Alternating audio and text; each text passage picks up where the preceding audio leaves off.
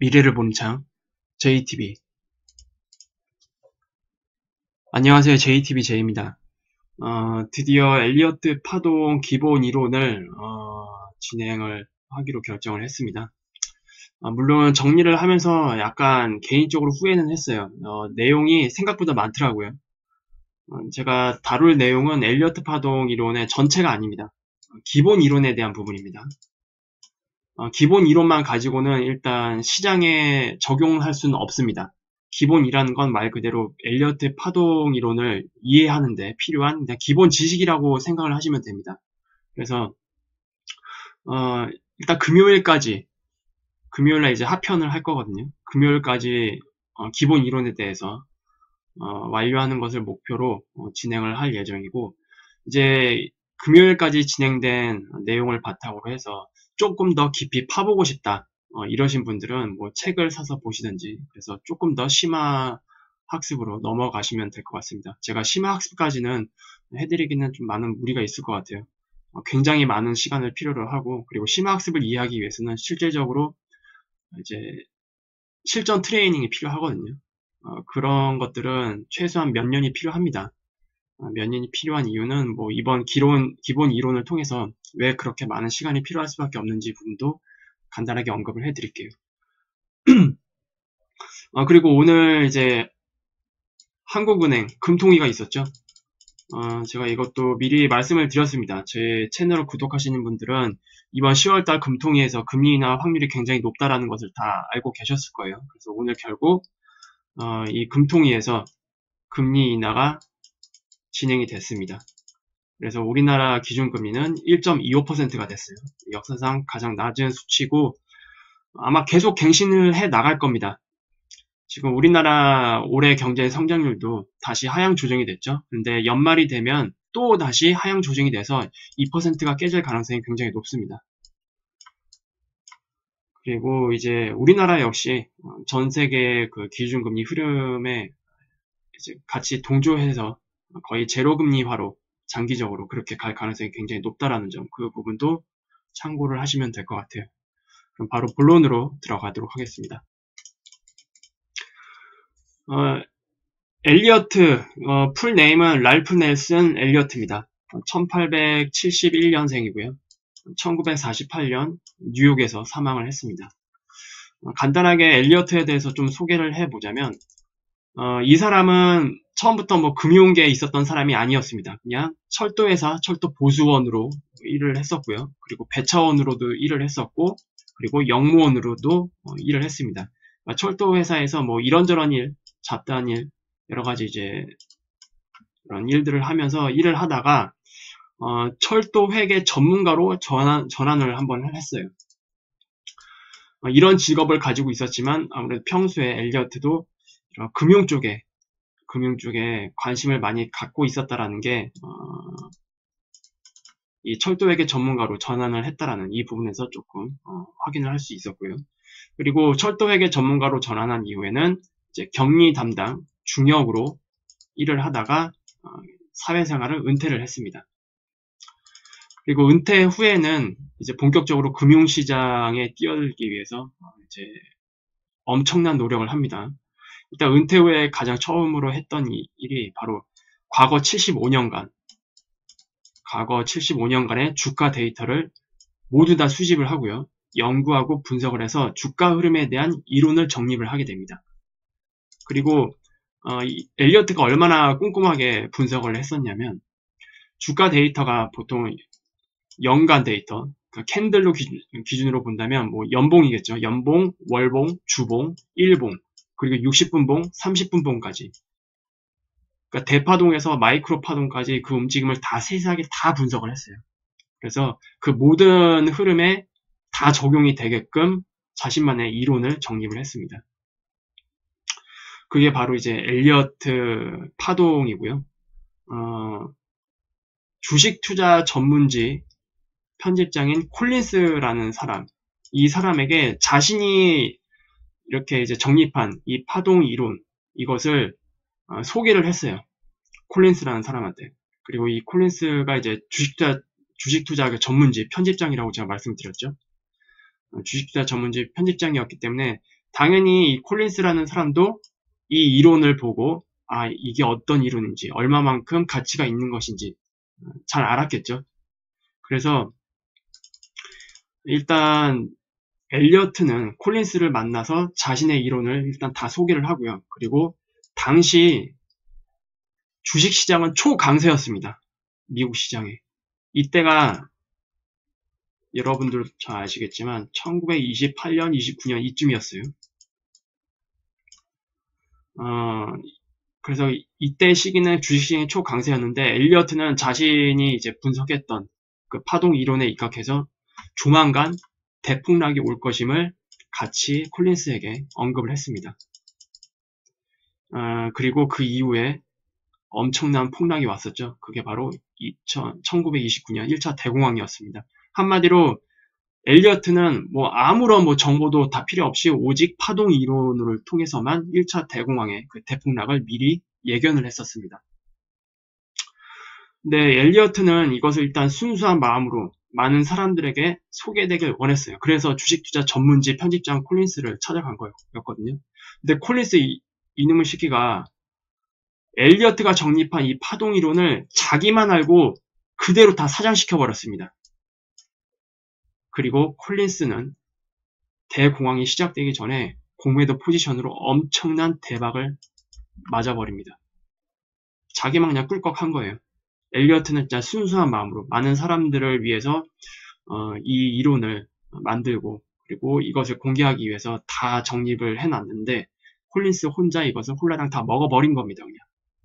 그리고 이제 결국에는 엘리어트는 콜린스 회사에 취직을 했어요. 취직을 했고 계속 취직한 이후에도 콜린스한테 자신의 파동 이론을 세상에 알리길 계속 원했습니다. 노력을 했고 하지만 콜린스는 끝까지 이걸 막아버렸습니다. 왜? 이게 알려지면 많은 사람들이 이 정보를 얻고 또 시장이 또 바뀔 거 아닙니까? 자신만 엄청난 수익을 내기 위해서 이 정보를 그냥 자기 선에서 그냥 차단을 한 겁니다. 그리고 그 이후에는 투자 자산 일부를 엘리어트가 관리하도록 그냥 맡겨버렸어요. 아주 나쁜 놈이죠. 콜린스라는 놈. 그래서 어쨌든 콜린스가 엘리어트가 연구했던 모든 논문과 분석 자료, 이 내용들, 이 원본 자체를 다 사장을 시켜버렸기 때문에 지금 엘리어트의 그 원본은 존재하지 않습니다. 엘리어트 저서가 파동 이론과 자연의 법칙 이 두 권으로 지금 나와 있는 상태인데 이 두 권은 일단 대중을 위한 것이보다는 소량의 한정판으로 나온 것으로 이제 추정이 됩니다. 말씀드렸다시피 콜린스가 그 원본을 다 사장시켰기 때문에 이 저서의 원본 자체가 존재하지 않아요. 그게 문제입니다. 그게 원본이 없다 보니까 새롭게 이제 발견된 어떤 파동 이론이나 현상이 공개될 때마다 자신이 파동 이론의 전문가라고 외치면서 무수히 이제 그런 사람들이 계속 등장을 하기 시작합니다. 그리고 그 외에도 이 파동 이론에 대해서 계속 스스로 분석을 하고 연구하는 사람들이 그 이후로 계속 늘어납니다. 엘리어트 파동 이론 원문 자체가 사장됐기 때문에 정말 정확하게 해석하기가 매우 힘듭니다. 지금도 그래요. 정말로 정확하게 해석하기가 매우 힘듭니다. 정답에 근접하게 해석을 하려면 상당한 경험이 필요하고요. 일단. 그리고 분석에 있어서 많은 시행착오를 겪어야만 합니다. 그리고 이런 시장 경험이 많이 쌓인 이후에 제대로 시장에 적용할 수가 있어요. 그래서 엘리어트 파동 이론이 그래서 어렵습니다. 그리고 이런 문제들 때문에 엘리어트 파동에 도전하는 사람들 대다수가 다 중도 포기를 해버립니다. 그래서 이 엘리어트 파동이라는 거는 아직도 미지의 영역에 있는 이론으로 보여지긴 하지만 그래도 시장에 적용을 했을 때 상당한 확률을 보인다. 적중 확률을 보인다. 이렇게 말씀을 드릴 수 있을 것 같아요. 어쨌든 우리가 현재 접하는 엘리어트 파동 이론들은 엘리어트가 정립해 놓은 논문이 사라진 이후에 만들어진 겁니다. 그 이후에 해밀턴 볼턴이라는 사람이 처음으로 자신의 잡지에 엘리어트와 그리고 엘리어트가 만든 파동 이론이라는 것을 소개를 했어요. 이때 이제 본격적으로 대중들에게 이 내용이 소개가 됐고요. 그리고 블랙 먼데이를 예언했던 프리히터에 의해서 현대적인 언어로 정리가 돼서 세상에 나오게 된 겁니다. 그래서 지금 우리가 접하고 있는 엘리어트 파동 이론은 프리히터에 의해서 만들어진 내용이라고 보시면 될 것 같습니다. 그러니까 프리히터가 이 모든 내용을 다 지어낸 건 아니고요. 기존에 이제 계속 있었던 엘리어트 파동 이론을 프리히터가 현대적인 언어로 다시 재구성을 해서 이해하기 쉽게 다시 만든 겁니다. 근데 문제는 원본이 없다고 말씀을 드렸죠. 이게 지금 원본이 있었으면 아마 지금보다 훨씬 더 세세하게 제대로 된 그 이론으로 자리가 잡혔을 텐데 지금 이게 없다 보니까 지금까지도 계속 연구가 진행이 되고 있어요. 특히 뒤에서도 제가 말씀을 드리겠지만 엘리어트 파동 이론 중에서는 조정파동 해석이 굉장히 중요합니다. 조정파동을 얼마나 잘 분석을 하느냐 마느냐가 바로 엘리어트 파동 이론을 얼마나 잘 이해하고 있는지 없는지랑 직결이 되고요. 조정파동을 얼마나 잘 해석하느냐에 따라서 시장도 굉장히 잘 분석을 할 수가 있습니다. 하지만 조정파동의 경우의 수가 굉장히 많고 그리고 파동의 진행 상황도 복잡 파동이 있고 단순형 파동이 있고 이런 것들이 이제 막 난해하게 섞여 있다 보니까 이 파동을 분석을 하기가 굉장히 어렵습니다. 조정파동이. 그래서 이 조정파동이 여러분들에게도 엘리어트 파동 이론을 접하는 여러분들에게도 아마 가장 난적이 되지 않을까 그렇게 예상이 됩니다. 그러면 이제 엘리어트 파동과 관련된 용어를 한번 살펴볼게요. 일단 추세라는 게 있습니다. 추세라는 건 말 그대로 시장의 움직임입니다. 시장이 만약에 상승으로 움직이고 있다. 그러면 상승 추세. 그리고 하방으로 움직이고 있다. 그러면 하락 추세라고 이제 볼 수가 있겠죠. 그리고 뭐 많은 사람들이 뭐 횡보 추세도 이제 인식을 하고 있는데 엘리어트 파동 이론에서는 엄밀히 말하자면 횡보는 없습니다. 횡보는 없어요. 우리가 뭐 대충 이런 식으로 주가가 옆으로 계속 일정 구간에서 옆으로 흐르는 것을 보통 횡보라고 하잖아요. 하지만 엘리어트 파동 이론에서는 이것은 이제 복잡 파동, 여러 개, 두세 개의 그 조정 파동이 섞여서 진행이 되고 있는 조정 파동으로 분석하는 경우가 굉장히 많습니다. 그래서 엘리어트 파동에서는 상승 추세와 하락 추세 이렇게만 구성이 되어 있습니다. 그리고 이제 지지선과 저항선이라는 게 있어요. 지지선과 저항선은 이제 주가의 움직임이 멈추거나 멈출 것으로 예상되는 가격대라고 보시면 됩니다. 예를 들어서 주가가 쭉 올라가다가 어느 라인에 부딪혀요. 이 라인이 이제 저항선이 되겠죠. 그리고 이 라인에 부딪히고 내려오다가 이 하락이 어느 선에서 또 멈춰요. 여기가 그러면 지지선이 되겠죠. 그런 의미로 이해를 하시면 될 것 같습니다. 그리고 엘리어트 파동에서는 저항선과 지지선의 역할을 하는 그런 것들이 이제 피보나치 수치랑 많이 연관되어 있거든요. 이것은 이제 뒤에서 다시 설명을 해드릴게요. 그리고 추세선이라는 게 있습니다. 제가 시장 분석을 할 때 많이 언급이 됐던 지금 단어들이거든요. 추세선이라는 거는 이제 진행 중인 추세가 일관된 방향으로 움직이게 하는 그런 원천이다. 예를 들어 주가가 이런 식으로 움직입니다.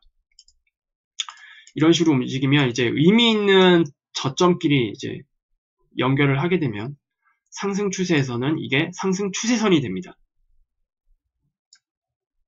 이런 것들이 상승 추세선이 돼요. 그리고 만약에 하락파동이 진행이 되고 있다. 하락파동이 이렇게 진행이 되고 있으면은 이제 고점과 고점이 계속 낮아지게 되는데 이 선들이 하락 추세선이 됩니다. 그래서 결국 추세선은 진행 중인 추세가 일관된 방향으로 움직이게 하는 원천이다. 그렇게 이해를 하시면 될 것 같습니다. 그리고 추세대라는 게 있어요. 뭐 추세대 또는 뭐 추세 채널 이렇게 이해를 하시면 되는데 이것도 제가 시장 분석을 할 때 가끔씩 제가 평행하게 긋는 추세대를 긋는 것을 보신 적이 있을 겁니다. 예를 들어 주가가 이렇게 움직입니다. 뭐 지수든 뭐든 이렇게 움직이는데 상승 추세선은 일단 이런 상승 추세선이 만들어지죠. 그러면 이 상승 추세선과 평행된 곳에 이런 식으로 선을 또 긋게 되면 이 지수나 뭐 주가가 됐든 이 가격이 이 추세대 안에서 이렇게 움직이는 겁니다. 그래서 주가가 움직이는 뭐 영역이라고 보시면 됩니다. 그 영역을 뭐 추세대 이렇게 이해를 하시면 될 것 같아요. 그리고 되돌림 비율이라는 게 있어요. 상승하던 놈이 이제 되돌리는 건 이제 조정, 그리고 하락하던 놈이 되돌리는 거는 반등. 그리고 이 비율은 대표적으로 38.2%, 그리고 50%, 그리고 61.8%, 그리고 23.6%가 있는데 23.6%는 거의 사용되지 않습니다. 이거는 그냥 있다고만 보시면 될 것 같아요. 간혹 23.6%가 적용이 되는 구간이 있긴 한데 굉장히 드문 케이스입니다. 그래서 통상적으로 많이 사용하는 되돌림 비율은 38.2%, 그리고 50%, 61.8% 이렇게 세 가지가 있다고 이해를 하시면 될 것 같아요.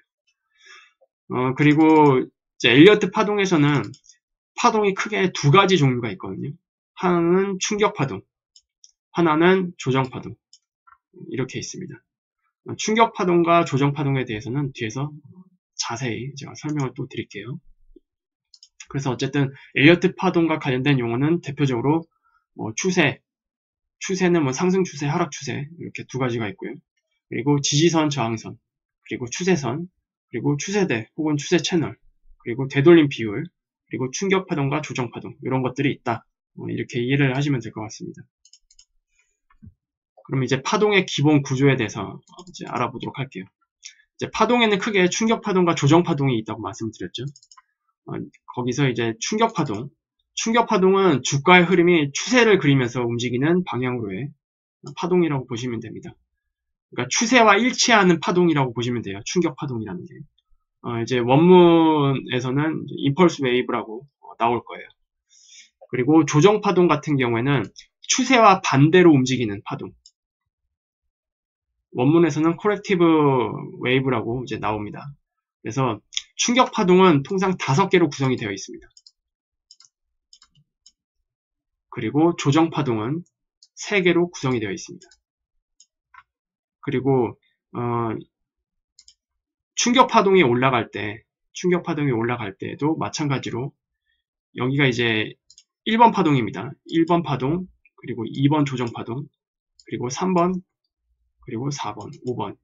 이게 5개의 그 충격 파동으로 구성이 되는 기본 구조인데 이 안에서도 지금 추세 방향은 이쪽이잖아요. 추세 방향은 이쪽입니다. 추세 방향과 거꾸로 진행이 되는 2번 파동. 그래서 2번 파동은 조정 파동. 그리고 3번 이후에 나오는 4번도 조정 파동입니다.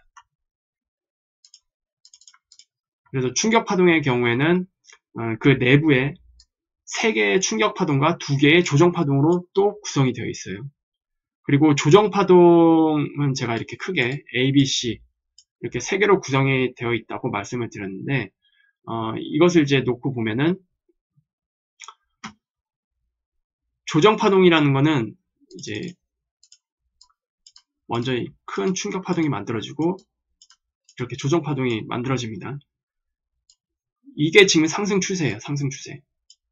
그리고 상승 추세를 이탈하는 큰 조정, 여기가 이제 하락 추세겠죠. 여기서는 이 하락 추세와 일치하는 방향은 충격 파동이라고 제가 말씀드렸죠. 그래서 큰 조정에서 하락 추세 구간에서는 A 파동과 C 파동이 충격 파동입니다. 그리고 중간에 B 파동이 조정 파동이에요. 그렇게 이해를 하시면 됩니다. 상승 추세에서는 1번, 3번, 5번 파동이 충격 파동으로 구성이 되어 있잖아요. 그리고 2번 파동과 4번 파동이 조정 파동.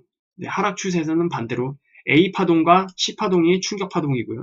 B 파동이 조정 파동입니다. 하락 추세에서는 상승이 거꾸로 가는 파동이기 때문에 그래서 개념을 그렇게 정리를 하시면 될 것 같아요. 추세와 일치하는 방향으로 나오는 파동은 충격 파동, 추세와 반대로 나오는 파동은 조정 파동. 이렇게 이해를 하시면 될 것 같습니다.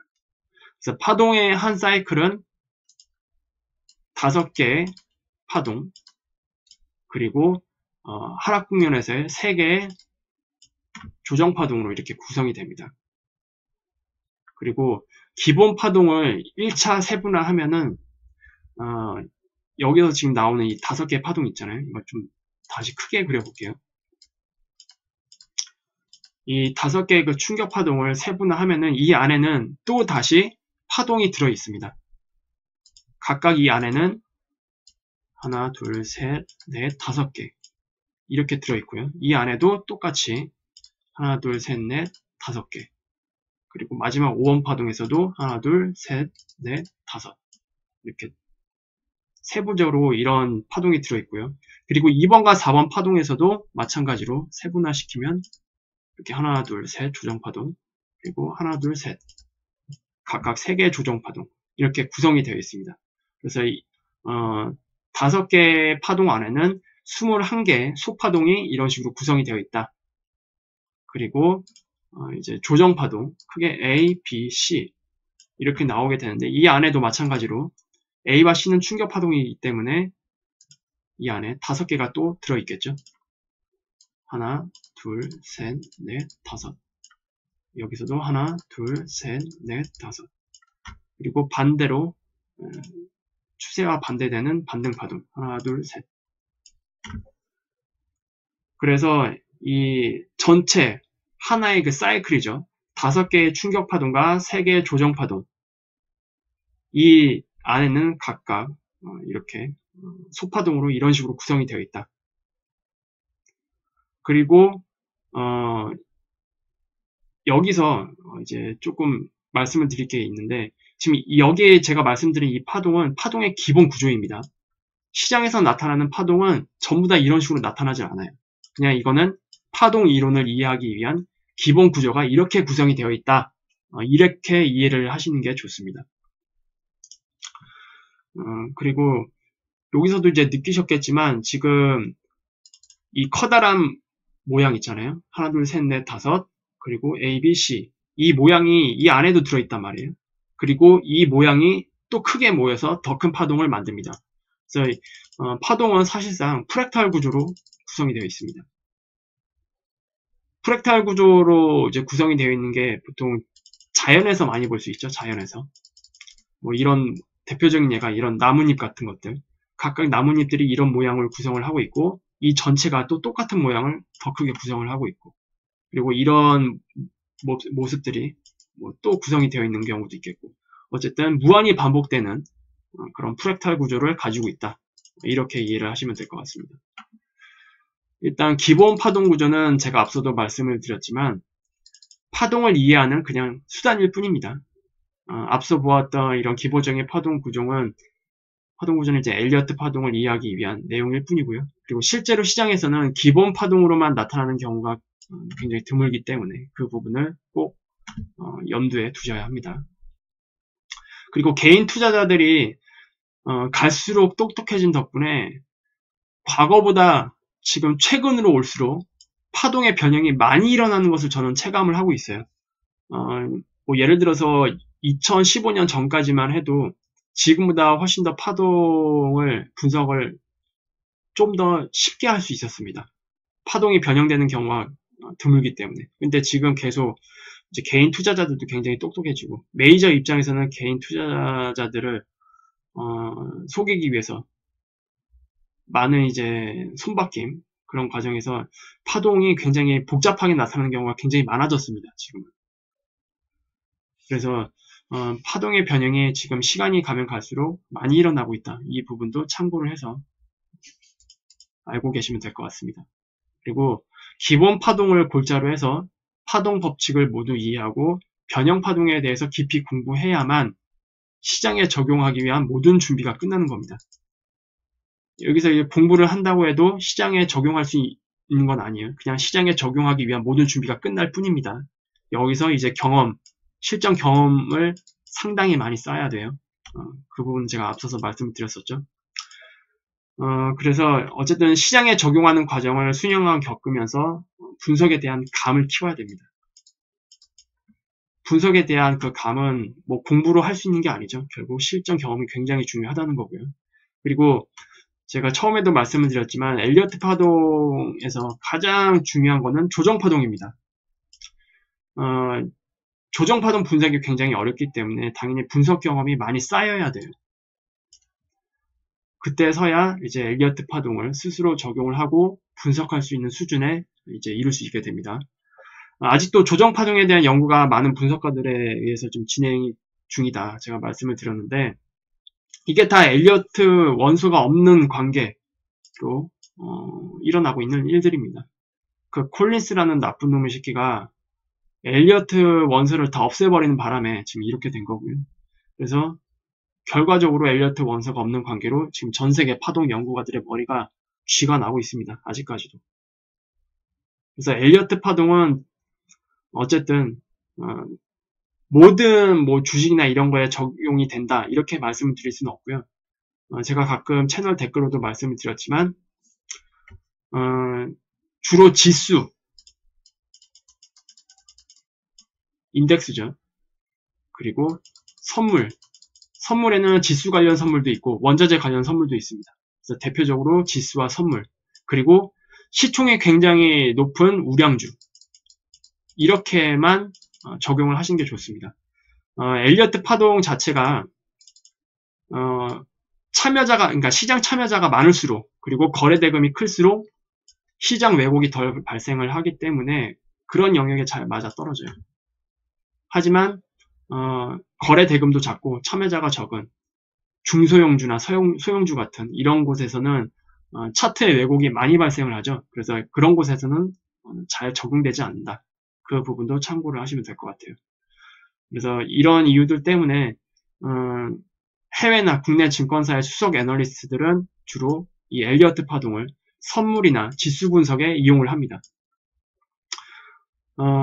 그리고 제가 우량주에서도 적용을 할 수 있다고 말씀을 드렸는데 우량주에서는 엘리어트 파동 이론도 중요하지만 추세를 좀 더 중요시 봐야 합니다. 추세가 좀 더 중요해요. 추세를 바탕으로 해서 파동 분석을 하시는 게 좋습니다. 그리고 이제 본격적으로 엘리어트 파동 이론에서 중요한 이 피보나치 수열에 대해서 좀 잠시 언급을 할게요. 지금 내용이 지금 다 어렵죠? 뭐 갑자기 막 피보나치 수열도 나오고. 피보나치 수열은 여기서 피보나치 수열을 공부해보자는 게 아니라 엘리어트 파동에서 적용이 되는 그런 비율들이 있습니다. 대표적인 뭐 38.2%, 61.8% 이런 것들이 어디서 나왔냐, 그런 것들을 좀 이해하기 위해서 이제 언급을 하는 거예요. 피보나치는 이제 12세기 이탈리아 수학자 피보나치가 정립을 한 거고요. 피보나치 수열은 토끼 한 쌍으로 만든 문제의 풀이로 두 개의 1로 시작하면서 이어지는 두 개의 숫자를 더하면 그 다음 숫자가 되는 법칙, 이렇게 돼 있는데, 그냥 쉽게 말해서 예전에 우리 수학 시간에 많이 배웠잖아요. 피보나치 수열. 일단 1로 시작을 합니다. 근데 이 숫자 두 개를 더하면 2죠. 그럼 다음 숫자가 2가 되고, 또 1과 2를 더하면 다음 숫자는 3이 됩니다. 그리고 2와 3을 더하면 5가 되고 3과 5를 더하면 8이 되고 이런 숫자가 계속 무한히 진행이 되는 것을 이제 피보나치 수열이라고 이해를 하시면 되는데, 피보나치 수열은 자연의 법칙과도 어느 정도 맞아 떨어집니다. 뭐 예를 들어서 뭐 꽃잎의 수열이라든지 그리고 피라미드의 황금 비율이라든지 이런 비율들이 다 피보나치 수열과 일치하는 부분이 굉장히 많습니다. 근데 이 피보나치 수열을 조정파동에 적용을 해보니까 대부분 피보나치 수열만큼 조정이 발생이 되더라. 이것을 나중에 확인을 하게 되었어요. 물론 엘리어트가 만든 원서에는 아마 이것도 포함이 되었을 가능성이 굉장히 높습니다. 어쨌든 원문이 없다 보니까 사람들이 이제 그 뒤에 연구를 하면서 피보나치 수열이 적용되더라라는 것을 이제 발견을 한 겁니다. 어쨌든 이 수열의 앞 숫자를 뒤 숫자로 나누면 그 값은 0.618입니다. 그리고 수열의 뒤 숫자를 앞 숫자로 거꾸로 나누면 그 값은 1.618에 수렴을 합니다. 그리고 수열 중에 한 숫자를 건너서 앞 숫자를 나누면 이거는 또 2.618에 수렴을 해요. 그래서 1.618의 역수는 0.618이고 2.618의 역수는 0.382가 됩니다. 그래서 여기서 바로 618과 382가 나온 겁니다. 그래서 피보나치 수열에서 따온 거는 결국 이 두 개예요. 38.2%, 61.8%. 근데 이후에 파동 이론에 대해서 연구가 계속 연구가 되면서 50%라는 게 새로 추가가 되었습니다. 조정 파동이 진행되는 걸 보니까 38.2%, 61.8% 외에도 50%로 조정이 되는 경우도 상당히 많더라. 이것을 새롭게 발견을 해서 이 세 개를 대표적으로 많이 쓰고 있는 겁니다. 근데 엘리어트가 당시 파동 이론을 정립을 하기 전에 75년간의 주가 데이터를 다 연구를 해서 정립을 한 거잖아요. 아마 여기에도 엘리어트 원서에도 아마 50%가 있었을 겁니다. 아마 개인적으로 그렇게 생각을 해요. 그래서 뭐 엘리어트의 원문에는 뭐 38.2%, 61.8% 외에도 50%도 아마 있었을 거다. 그렇게 좀 추측을 할 수가 있을 것 같습니다. 그러면 이제 파동과 피보나치 수열 관계는 어떤 관계를 가지고 있길래 피보나치 수열을 언급했을까? 그리고 어떤 경향이 있을까? 이걸 조금 살펴볼게요. 일단 여기서 이렇게 기본 파동을 그려볼게요. 1, 2, 3, 4, 5번. 이게 충격 파동이죠. 2번 파동은 1번 파동의 38.2%나 61.8%를 되돌리는 경향이 있다. 이게 지금 여기서 바닥에서 나온 이 파동이 1번 파동입니다. 그리고 2번 조정 파동이죠. 이 조정 파동이 1번 파동의 38.2%나 또는 61.8%까지 조정이 되는 경우가 있다. 그걸 얘기를 하는 겁니다. 그리고 3번 파동은 1번 파동의 1.618배로 형성되는 경향이 있다. 여기서 보이는 1번 파동이 이거잖아요. 이거의 1.618배. 보통 그 길이로 형성되는 경향이 있다. 만약 이보다 더 커지는 경우에는 2.618배까지 형성되는 경향이 있다. 주식에서도 그렇고 지수에서도 그렇고 보통 엘리어트 파동에서 이 3번 파동 있잖아요. 3번 파동이 굉장히 중요하거든요. 충격 파동에서는. 왜냐? 주식시장에서는 결국 투자자들이 이 3번 파동을 먹기 위해서 분석을 하는 겁니다. 3번 파동이 시세가 가장 잘 나오는 경우가 많기 때문에. 그리고 3번 파동은 보통 연장 파동으로 나오는 경우가 굉장히 많습니다. 이건 뒤에서 다시 설명을 해드릴게요. 그래서 통상적으로 이 파동 구조가 모두 매번 그런 건 아니지만 대부분 3번 파동이 가장 길게 나타납니다. 그래서 이 3번 파동 길이가 1번 파동의 1.618배, 많게는 2.618배까지 형성되는 경향이 있다. 이거를 얘기를 하는 겁니다. 그리고 4번 파동은 3번 파동을 38.2% 되돌리는 경향이 많다. 지금 이게 3번 파동이잖아요. 3번 파동 이후에 여기서 시작된 이 3번 파동의 38.2% 되돌리는 경향이 많다. 그래서 3번 파동이 길면 길수록 이 경향은 더 많이 맞아 떨어집니다. 3번 파동이 강할수록. 그러니까 한마디만 조정이 된다는 거예요. 그리고 나서 계속 추세로 이어나가는 경우가 굉장히 많습니다. 그리고 5번 파동은 1번 파동 길이와 같거나 1번에서 3번까지 길이의 61.8% 정도로 형성되는 경우가 많다. 그러니까 여기서 나타난 이 1번 파동 있잖아요. 1번 파동 길이와 5번 파동의 길이가 같거나 또는 여기서 시작된 1번에서 3번까지 이 파동, 이 길이의 61.8% 대충 뭐 이 정도 되겠죠.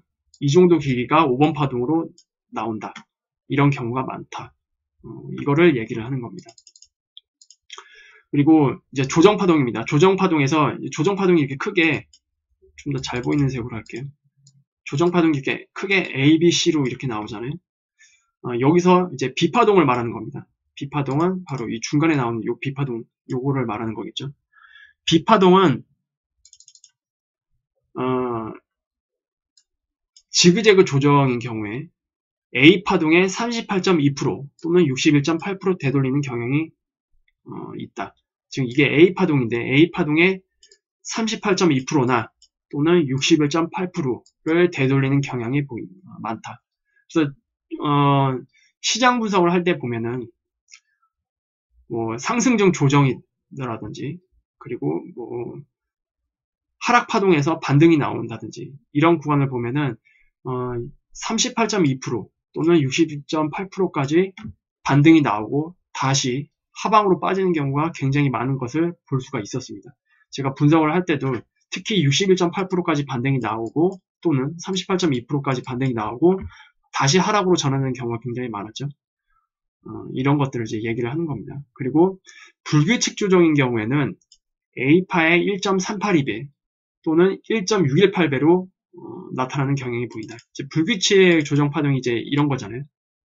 A 파동이 이렇게 나오고 B파가 여기는 이제 뭐 5개 파동으로 이렇게 나와 있을 겁니다. 5파의 가장 고점을 돌파해서 나오는 B파동. 이게 지금 불규칙 조정 파동이거든요. 이 경우에 여기서 나오는 이 A파동 길이의 1.618배로 나오는 경향이 있다. 또는 1.382배로 나오는 경향이 있다. 이거를 얘기를 하는 겁니다. 그리고 만약에 B파동이 삼각형 패턴이다. 트라이앵글이다. 그러면 각 파동은 그 앞파동의 61.8% 길이로 결정되는 경우가 많다. 이거는 말이 어려운데 그냥 설명을 해드릴게요. 예를 들어서 A파동이 이렇게 나오고 B파동이 삼각형으로 나옵니다. 트라이앵글로 나와요. 그리고 C파동이 이렇게 진행이 되겠죠. 이 구간에서 첫 번째 파동이 나오고 두 번째 파동이 나올 겁니다. 근데 이 두 번째 파동이 앞에 보인 이 첫 번째 파동의 61.8% 그리고 여기서 나오는 이 파동도 바로 앞파동의 61.8% 그리고 이 파동도 이 파동의 바로 앞파동의 61.8% 그리고 뒤에 나오는 파동도 이 파동의 61.8% 그러니까 각각 앞파동의 61.8% 길이로 나오는 경향이 보인다. 경우가 많다. 이거를 얘기를 하는 건데 시장이 가면 갈수록 계속 복잡해졌다고 말씀을 드렸잖아요. 그래서 지금 정말로 이쁘게 보이는 이런 형식의 트라이앵글은 좀처럼 보기가 힘듭니다. 지금 시장에서는. 이렇게 딱딱 떨어지는 아주 이쁜 삼각형 이런 조정파동은 보기가 굉장히 힘들어요. 요즘에 나타나는 조정파동만 이런 식으로 나오는 경우가 굉장히 많습니다. 뭐 갑자기 이런 식으로 이 저점이 뚫고 내려갔다가 다시 올라오는 경우 이런 식으로 나오는 경우도 있고요. 그리고 뭐 예를 들어서 이렇게 나오다가 이렇게만 나오고 이렇게 떨어지는 경우도 있어요. 마지막 이 삼각형 이 마지막 파동이 이렇게 안 나오고 조금만 살짝 나오고 그냥 바로 확 하락해버리는 그런 경우도 있습니다. 그래서 삼각형도 변형이 좀 많이 됐어요. 요즘에는 시장에서. 그걸 이제 참고를 하시면 될 것 같고요.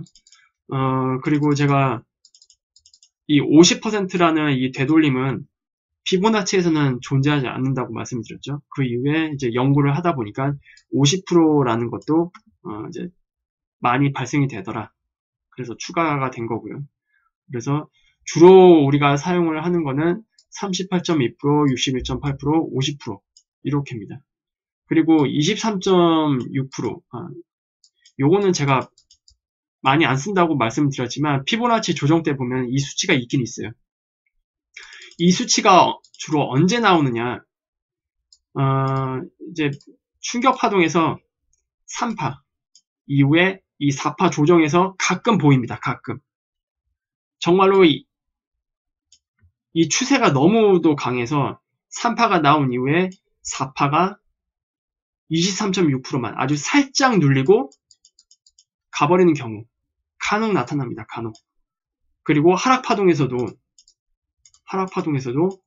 이 3파 있잖아요. 3파 나오고 4파가 아주 얇게 23.6%만 반등을 해주고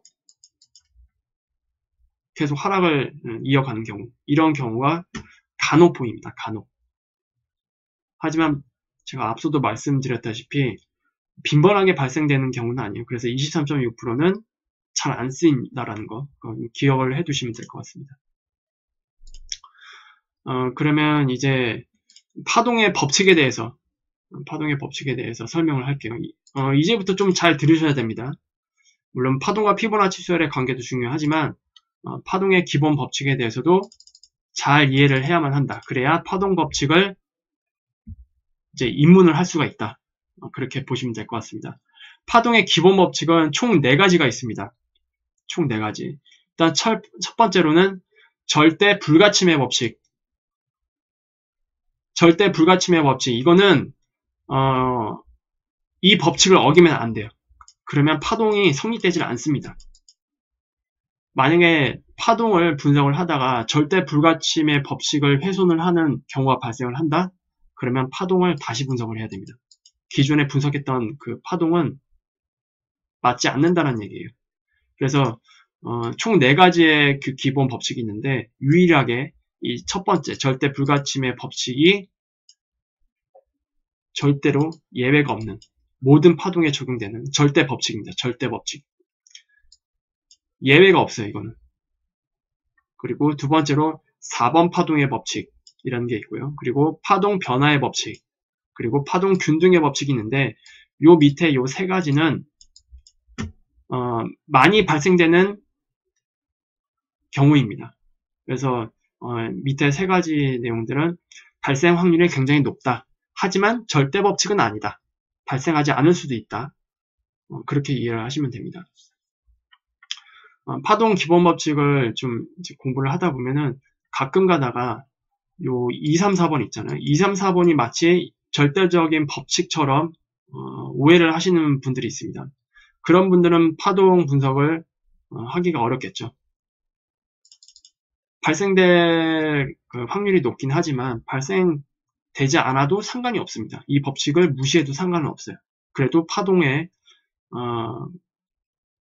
분석을 하는 데는 전혀 지장이 없습니다. 그래서 항상 파동 분석에 있어서 물론 시장 참여에 대해서도 마찬가지지만 사고가 유연해야 됩니다. 특히 파동을 분석하는 사람 같은 경우에는 사고의 유연성이 굉장히 중요합니다. 굉장히. 이건 뒤에서 다시 설명을 해드릴게요. 왜 파동에 대응을 하시는 분들이 사고가 유연을 해야 하는지. 그러면 이제 파동의 기본 법칙, 이 4가지에 대해서 세세하게 하나씩 알아보도록 할게요. 먼저 첫 번째, 절대 불가침의 법칙. 절대 불가침의 법칙 내용을 보면은 2번 파동은 1번 파동의 저점 아래로 내려가면 절대 안 된다. 예를 들어서 이렇게 파동이 이런 식으로 진행이 되잖아요. 충격 파동이. 여기서 나오는 게 1번 파동입니다. 여기서 이제 조정이 나오는 게 2번 파동이죠. 이 2번 파동이 1파의 저점을 훼손을 해서는 절대로 안 됩니다. 그거는 파동 법칙에 어긋납니다. 피보나치 수열 관계를 보면은 1번 파동이 나오고 2번 파동은 38.2%나 61.8% 정도로 조정이 나오는 경우가 대체적으로 많다 이렇게 나오는데 이 절대 불가침 법칙에 의해서 2번 조정 파동이 이걸 깨고 시작 지점까지 내려와도 상관이 없습니다. 단 시작 지점의 지수보다 밑으로 내려가면 안 돼요. 이것이랑 똑같은 구간까지는 내려올 수는 있습니다. 하지만 이것을 깨트리면 이거는 2번 조정 파동이 아닙니다. 최근 이것과 관련된 파동이 한번 진행이 됐었죠. 이 현상이 언제 나타났었냐? 8월 말에 이게 나타났었죠. 제가 당시 이 차트 선물지수를 분석을 할 때 여기서 3개 파동으로 내려오고 다시 상승을 이어나가기 시작했는데 이 저점, 기존에 나왔던 이 저점이 250.990이었습니다. 그런데 여기 나타난 이 저점이 어딜까요? 저가 250.95.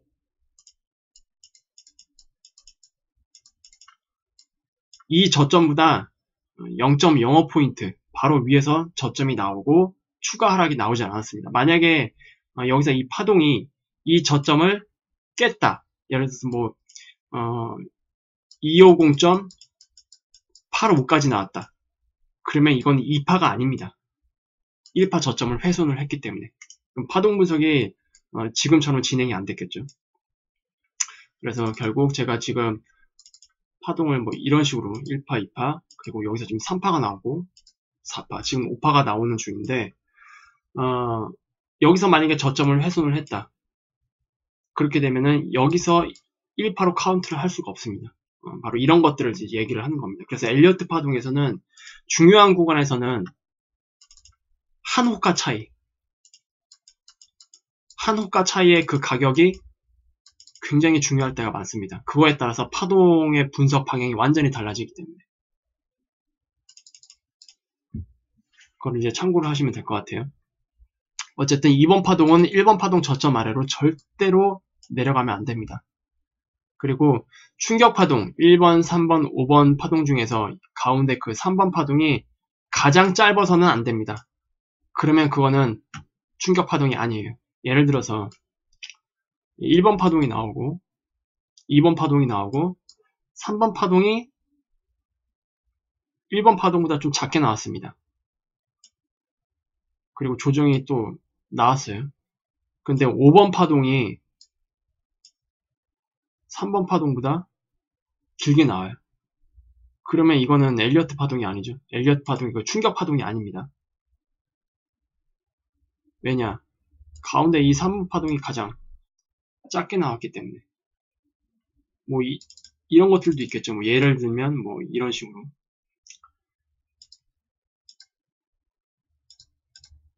이것도 가운데 지금 3번 파동이 가장 짧잖아요. 앞에 1번, 5번이 제일 길고 이것도 마찬가지로 이런 구조는 충격 파동이 아닙니다. 그래서 반드시 3번은 절대로 짧을 수가 없다. 만약에 이걸 조금 더 응용을 해볼게요. 1번 파동이 이렇게 나오고 2번 파동이 이렇게 나오고 그리고 3번 파동이 나오다가 갑자기 여기서 조정이 또 나와요. 그리고 나서 이렇게 올라가기 시작합니다. 그럼 이거는 이제 경우의 숫자가 이제 크게 두 가지로 나뉘겠죠. 첫 번째, 이런 형식, 이렇게 오버랩이 발생을 하는 리딩 다이애거널. 그러니까 리딩 다이애거널이라는 거는 1번 파동에서만 나오거든요. 파동의 시작을 알리는 전형적인 파동 시그널입니다. 이런 형식으로 나오는 것은. 이 이후에 엄청난 그 3파가 나오겠죠. 그래서 이런 파동이 나올 때 이런 파동이 나올 수 있겠구나. 여기서. 또는 3파가 연장 파동으로 나올 수도 있겠구나. 이런 식으로. 이렇게 되면 1파가 이렇게 나오고 2파 그리고 3파가 이렇게 안에서 연장이 돼서 나오고요. 그리고 4파, 5파. 이것을 이제 의심을 해볼 수가 있습니다. 초반에 1번 파동 이후에 파동이 이런 식으로 나오게 될 경우. 이거는 이제 파동을 많이 분석을 하다 보면은 자연스럽게 이제 스스로 어떤 경우의 숫자가 있는지 예측을 할 수가 있을 거예요. 그래서 어쨌든 지금 가장 중요한 거는 3번 파동은 가장 짧아서는 안 된다. 이것만 기억을 하시면 될 것 같습니다. 그리고 4번 파동은 1번 고점과 겹쳐서는 안 된다. 이건 이제 제가 가로치고 종가라고 말씀을 드렸는데 꼬리를 달고 종가 기준으로 겹치면 안 됩니다. 예를 들어서 1번 파동이 이렇게 가고 2번 파동 그리고 3번 파동이 이렇게 가다가 이제 4파 조정이 나옵니다. 그리고 5파가 이렇게 나왔어요. 근데 이 1파 고점과 이 4번 파동 이 저점이 훼손이 돼서는 안 돼요. 서로. 여기를 딱 찍고 가는 한이 있더라도 이 밑으로 내려오면 안 됩니다. 이것을 지금 오버랩이 발생이 됐다라고 지금 말씀을 드리거든요. 리딩 다이애고널에서는 이런 오버랩이 발생을 하지만 이제 좀 더 큰 차원의 충격 파동에서는 이런 파동이 나오면 안 됩니다. 만약에 이런 파동이 나왔다. 이런 파동이 나온다면 여기서 살짝 꼬리를 다는 건 괜찮습니다.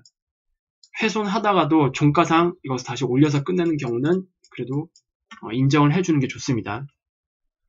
하지만 이것을 종가상 깨트리고 끝난다. 그러면 이거는 4번 파동이 아닙니다. 그건 또 다르게 해석을 해야 돼요. 그거를 이제 이야기를 하는 겁니다.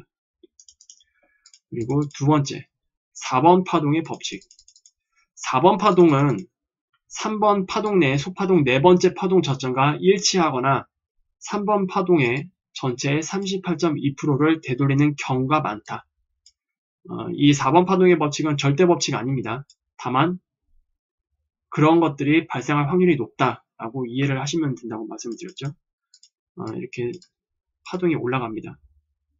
파동이 올라가는데 이게 지금 4번 파동이잖아요. 그리고 3번 파동 안에도 소파동으로 이렇게 충격 파동이 있다고 말씀드렸습니다. 여기서 이 이야기를 하는 거는 이 3번 파동 내에 소파동, 이 4번 파동 있잖아요. 4번 파동. 이 저점과 4파 전체의 저점이 일치하는 경우가 많더라. 또는 여기서 올라오는 이 전체 3번 파동의 38.2%를 되돌리는 경향이 많더라. 이런 것들은 아마 뭐 주식 종목에서도 많이 보셨을 겁니다. 이런 경우로 조정이 되고 마지막 상승 파동을 마무리 짓는 경우. 이거를 얘기를 하는 겁니다. 그래서 보통 4번 파동은 38.2%를 깨트리고 61.8%까지 내려오는 경우는 극히 드뭅니다. 4번 파동의 깊이가 깊게 나오는 경우는 굉장히 드물어요. 3번 파동이 강할수록. 그래서 38.2% 되돌리는 경우가 가장 많고 그 다음이 이제 50% 정도. 50% 정도도 뭐 적당한 조정이라고 볼 수 있겠고요. 하지만 61.8%까지 내려오는 경우는 상당히 드뭅니다. 물론 절대로 내려와서는 안 된다라기보다는 드물다. 38.2% 정도만 되돌리는 경우가 많다. 그리고 이 안에 있는 소파동상 이 네 번째 파동의 저점이랑도 일치하는 경우가 많다. 그거를 이야기를 하는 겁니다. 그리고 세 번째 법칙, 파동 변화의 법칙입니다. 이거는 이제 조정 파동에 대한 법칙인데 2번 파동과 4번 파동이 이제 조정 파동이잖아요. 총 5개의 그 충격 파동 중에서 2번과 4번 파동이 상호 변화된 형태로 진행된 경우가 많다. 그러니까 상호 변화된 형태로 진행된 경우가 많다는 얘기는 쉽게 말해서 똑같은 유형의 조정 파동이 나오지 않는다는 얘기예요. 예를 들어서 이렇게 이런 파동이 있는데 지금 이 구간 2번, 4번 이게 지금 조정 파동 구간이잖아요. 만약에 2번 파동이 플랫으로 나왔어요. 플랫.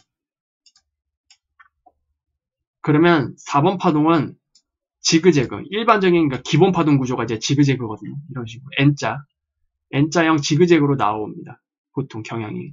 그리고 2번 파동이 만약에 거꾸로 지그재그로 나왔다. 2번 파동. 여기가 만약에 이런 식으로 스탠다드하게 지그재그로 이쁘게 나왔다. 그러면 4번 파동 같은 경우에는 절대로 지그재그로 나오질 않고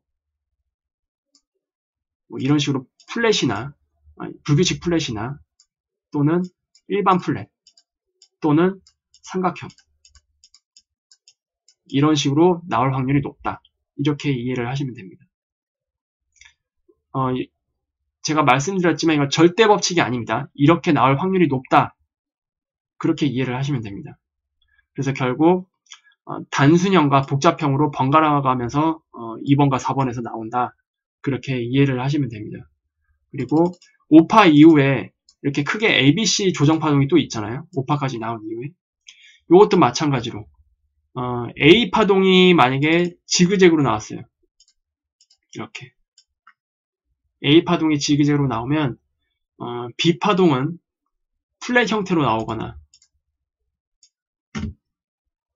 또는 불규칙 플랫으로 나오겠죠.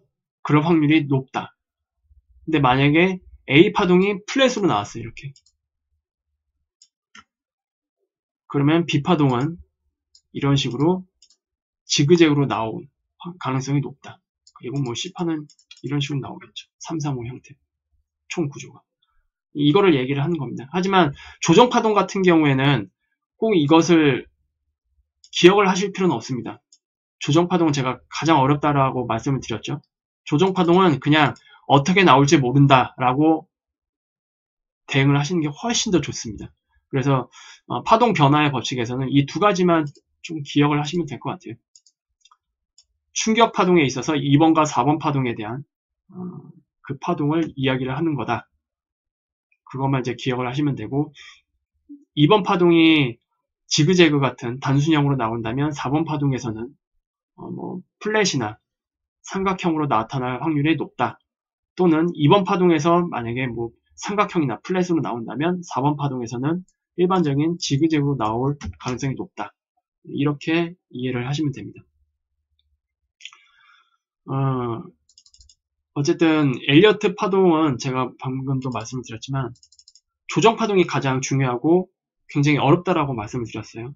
그리고 시간이 가면 갈수록 투자자들이 굉장히 똑똑해지고 메이저 입장에서 개인 투자자들을 속여야 되는 그런 환경이 더 많아지고 있기 때문에 변칙이 많이 발생을 합니다. 그래서 특히 요즘 들어 불규칙 조정파동을 좀 많이 봐요. 불규칙 조정파동이 대응하기가 가장 어렵습니다. 속기도 쉬워요. 예를 들어서 이렇게 상승이 쭉 이어나가다가 조정이 이렇게 크게 하나 나왔어요. 크게 하나 나오는데 갑자기 강한 반등을 만들면서 이 고점을 뚫어버립니다. 그러면 대부분 일반 그 파동 법칙을 모르는 사람들은 이걸 어떻게 보는지 아세요? 와, 조정 끝났다. 조정 끝났다. 다시 날아간다. 굉장히 강하게 날아갈 거다 하면서 다 달라붙습니다. 불나방처럼. 그리고 나서 푹 C파가 강하게 나오면서 여기에 완전 꼭지죠. 완전 꼭지. 완전 꼭지에 물린 사람들이 아주 그냥 멘탈이 다 붕괴가 돼버려요. 이런 경우가 은근히 많습니다. 지금. 특히 요즘 들어. 지수든 뭐든. 불규칙 플랫이 그래서 무섭습니다. 그래서 파동 법칙을 알고 있는 분들은 분명히 5개의 그 파동이 나오고 나서 A파가 눈에 보이게 나왔고 그 다음 B파가 나오지 않았는데 B파가 생각보다 너무 강하게 나온다. 직전 고점을 뚫어버리는 파동이 나온다. 이거 좀 이상한데? 경계를 하셔야 됩니다. 파동 법칙을 아는 분들은. 그래서 파동을 아는 것이 시장을 대응하는데 상당히 유리한 측면이 많다는 것을 이제 공부하면 하실수록 많이 느끼실 겁니다. 그래서 어쨌든 엘리어트 파동은 항상 ING입니다. ING. 특히 조정 구간에서는 더 그래요. 그래서 엘리어트 파동은 제가 예언이 아니라 그랬죠. 미래를 맞추는 예언적인 분석이 아니라고 제가 말씀을 드렸고 무엇을 위한 분석이다? 대응을 위한 분석이다. 내가 각각 시나리오를 세우고 중요한 변곡점에서 이렇게 움직일 경우는 어떻게 대응하고 이렇게 움직일 경우는 어떻게 대응하고 그런 계획들을 세우고 민첩하게 대응을 하기 위해서 분석을 하는 게 엘리어트 파동 분석이에요. 그리고 조정 파동이 유형이 일단 기본적으로 뭐 지그재그 그리고 플랫 그리고 불규칙 플랫 그리고 뭐 삼각형 이게 이제 기본형이거든요. 이거 말고도 뭐 복잡형도 있습니다. 이 기본 유형만 보더라도 벌써 4가지예요. 4가지. 여기 또 복합파동으로 껴이면 경우의 숫자는 훨씬 더 많이 늘어납니다.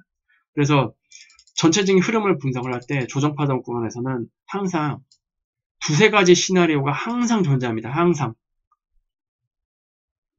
그래서 항상 제가 시장 분석을 할 때 물론 메인 카운트로 분석하는 가장 확률이 높게 보는 구간을 말씀을 드리면서도 그 외에 몇 가지 시나리오를 더 말씀을 드리죠. 그 이유가 바로 이런 것들입니다. 그래서 진행되는 사항을 보면서 시나리오를 하나씩 제거해 나가면 결국 자신의 자산을 시장 상황에 맞게 적극 투입해야 하는 구간을 맞이하게 될 수 있습니다. 잘 대응을 하다 보면. 그래서 파동 분석가들은 주로 이 시점을 노려서 공격적인 투자를 합니다. 예를 들어서 충격파동에서는 지금 이게 나오죠. 충격파동 전에서는 지수에서는 물론 중간에 뭐 매집하기 위한 뭐 횡보장세 이런 게 없으니까 바로바로 나타나니까 상관이 없는데 종목 구간에서는 메이저들이 매집하는 그 구간이 나타나거든요. 여기에는 이제 파동을 접목을 할 수가 없습니다. 매집 구간에서는. 그리고 지수에서도 하락이 끝나고 상승을 시작하는 그 시작점을 잡을 수는 없어요. 그 바닥을 잡을 수 없다는 얘기예요. 바닥은 누구만 안다? 큰 손만 안다. 큰 손 메이저. 얘네들만 바닥이 어딘지를 안다. 그럼 파동 분석가들이 이 파동이 나올 때 하락을 되돌리는 첫 번째 상승 파동이 나올 때 어디서 공략하시는지 아세요? 대부분 어디서 공략하느냐? 바로 여기를 공략하려고 파동 분석을 하는 겁니다. 이거 먹으려고. 그래서 보통 하락이 나오고 1번 파동이 나오면 1번 파동이 풀로 다 나올 때까지 계속 기다립니다. 관망이에요, 관망. 1번 파동이 나올 때는 관망을 합니다. 그래서 저게 완벽하게 5개의 파동으로 나오는지를 지켜봅니다. 그러면 드디어 바닥에서 상승으로 되돌리는 유력한 5개의 파동이 나왔구나. 그러면 A, B, C를 기다려야지. A, B, C를. 그래서 바닥에서 이렇게 5개의 파동이 나왔어요. 그러면 A, B, C가 만약에 뭐 A, B, C를 이렇게 단순형으로 나올 수도 있고 뭐 플랫으로 나올 수도 있겠고 뭐 경우의 숫자가 다르지만 어쨌든 이 조정파동까지 어떻게 나오는지를 최대한 지켜봅니다. 그리고 특히 조정파동에서는 A파가 다 나올 때까지 기다립니다. A파가 어떻게 나오는지 알아야 C파가 어떻게 나올지 예측이 가능하거든요. 그래서 결과적으로 1파를 다 관망을 하고요. 그리고 2파에서는 조정 A파동이 다 나올 때까지 다 기다립니다. 그리고 B파 이후에 C파가 어딘지를 이제 슬슬 가늠하기 시작하죠. 특히 2파에서는 이런 짧은 추세대가 만들어지거든요. 여기를 돌파하는 시점, 그리고 C파가 나올 때 5개로 다 나오는 시점, 여기를 분할로 나눠서 들어갑니다. 보통 이 3파 먹으려고. 그래서 파동 분석가들은 잘 관망을 했다가 시장 상황에 맞게 적극 투입해야 하는 구간을 맞이하는 그 시점에 공격적으로 투자를 합니다. 대부분. 선물을 매매하시는 분들도 그렇고, 그리고 옵션을 매매하시는 분들도 그렇고, 이분들한테 가장 중요한 거는 3번 파동입니다. 결국. 3번 파동. 여기가 시세가 가장 잘 나오고 안전하게 수익을 낼 수 있는 구간이기 때문에 뭐 발바닥부터 머리끝까지 먹을 생각 절대로 안 합니다. 파동 분석가는. 딱 요거 먹으려고. 요거 먹기 위해서 하는 겁니다. 요거 먹기 위해서. 그렇게 이해를 하시면 돼요. 이제 마지막 파동 균등의 법칙입니다. 5번 파동은 1번 파동 길이와 유사하거나 1번 파동의 61.8%이거나 또는 1번부터 3번 파동 전체 길이의 61.8%로 나타나는 경우가 많다. 특히 3번 파동이 연장 파동으로 나올 경우에 이 확률은 더 높아진다. 쉽게 말해서 여기 보이는 이 마지막 파동이 5번 파동이잖아요. 이 5번 파동 길이가 1번 파동이랑 비슷하거나 또는 짧게 나올 경우 1번 파동의 61.8% 그러면 이 정도겠죠. 또는 좀 오파가 좀 길게 나온다 싶으면은 1번에서 3번 파동 길이 이 길이의 61.8% 정도 한 이 정도 될 겁니다. 이 정도로 나타나는 경우가 많은데 특히 3번 파동이 연장 파동으로 나오는 경우 이 확률은 좀 더 높아진다. 이렇게 보시면 될 것 같습니다. 근데 이거는 뭐 그렇게 중요한 법칙은 아니에요. 정말로 중요한 법칙은 제가 앞서도 말씀을 드렸지만 일단 절대 불가침해 법칙, 이게 가장 중요하고요. 이건 뭐 예외가 없이 다 적용되는 법칙이기 때문에. 그 다음 4번 파동의 법칙 중요하고요. 그리고 파동 변화의 법칙, 요 세 가지가 가장 중요하다라고 저는 보여집니다. 마지막 파동 균등의 법칙은 뭐 몰라도 상관없어요. 그렇게 이해를 하시면 됩니다. 그래서 어쨌든 지금 전체적으로 엘리어트라는 사람이 어떤 사람인지, 어떤 이력을 가지고 있는지 간단히 소개를 해드렸고, 엘리어트 파동 이론이 세상에 어떤 식으로 나왔는지, 그리고 엘리어트 파동의 기본 구조, 그리고 엘리어트 파동과 피보나치 수열의 그 관계들, 이런 것들을 알아봤고요. 그리고 엘리어트 파동에 적용되는 기본 법칙들, 이런 것들로 이제 조금 기본 내용을 알아봤습니다. 금요일에는 파동의 기본 성격에 대해서 좀 알아볼 거고요. 그리고 하락 파동, 요거에 대해서 좀 알아보고, 그 다음에 조정 파동 유형에 대해서 알아볼 겁니다. 그래서 이렇게 해서 엘리어트 파동의 기본 이론을 마무리할 예정입니다. 뭐 어려울 수도 있겠고 쉬울 수도 있겠고 뭐 사람마다 다 다르겠지만 엘리어트 파동은 그냥 객관적으로 말씀을 드리자면 어렵습니다. 지금 말씀드린 이 기본 내용은 말 그대로 엘리어트 파동 이론에 입문하기 위한 그냥 기본 지식일 뿐이에요. 이게 전부가 아닙니다. 심화 학습으로 넘어가게 되면 굉장히 어려워요. 특히 이 조정파동 구간이 진짜 머리에 쥐가 납니다. 처음 접하시는 분들은. 그리고 이 모든 내용을 다 안다고 해도 또 시장에 또 적용을 해서 계속 경험을 쌓아야만 그때서야 자기 것이 됩니다. 그때까지 많은 시간, 투자, 노력 이런 것들이 없다면 엘리어트 파동을 정복하기는 사실상 불가능해요. 중도 포기자들이 많은 이유는 바로 이 조정파동 때문이고 다 대부분 유연한 사고를 가지지 못한 사람들은 또 일찍 포기가 됩니다. 왜? 시장에 적용을 할 때 항상 유연한 사고로 대응을 한다는 관점에서 모든 가능성을 열어놓고 이제 분석을 해야 되는데 자기가 분석한 것으로 마치 예언적으로 스스로 그렇게 그냥 잡아버리고 매매를 한다거나 그러면서 큰 손실을 입고 그러면서 엘리어트 파동 이거 다 거짓말이네 이렇게 결론을 내버려요. 그래서 그냥 포기를 해버립니다. 그래서 뭐 엘리어트 파동 어떻게 시장의 엘리어트 파동대로 흘러가냐 이렇게 결론이 나버립니다. 엘리어트 파동을 잘 모르거나 중도 포기한 사람들이. 하지만 엘리어트 파동은 제가 말씀드렸죠. 아직까지도 연구가 진행 중이다. 뭐 때문에? 조정파동 때문에. 그리고 그 이유는 뭐 때문에? 콜린스라는 나쁜 놈의 시기가 원서를 엘리트가 정립해놓은 이 원서 자체를 다 사장시켜버렸기 때문에 다 이런 이유들이 있습니다. 그래서 오늘 영상은 이 정도로 마무리를 할게요. 유익한 영상이 되셨다면 구독, 알람, 좋아요 부탁드리고요. 금요일날 다시 찾아뵙도록 하겠습니다. 감사합니다.